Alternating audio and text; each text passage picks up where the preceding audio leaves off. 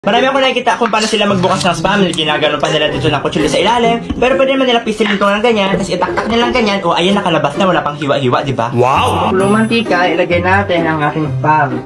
Yan, ang masunog dyan. Maninipis ang hiwa para maraming makakain. Luto na ang ating sinaing. Ayan, shalom. So, dahil meron tayong isang itlog na bubok, bibiyakin ko dito yung isa. Naghiwa-hiwalay sila kasi matagal na itong itlog na to, pero hindi pa naman siya bugok. Yung isa naman, dito ko bibiyakin sa kabila. So, hindi pa siya sira, lipat natin dito. Babatihin ko ngayon. Bukas natin, huwag lahat, konti-konti lang. Para marami tayong magawa at marami makakain. Putulin natin agad para hindi maglamangan. Ngayong lutong-luto na, hanguin na natin. Lagyan natin sa ating plato. Isa pa, isunod na rin natin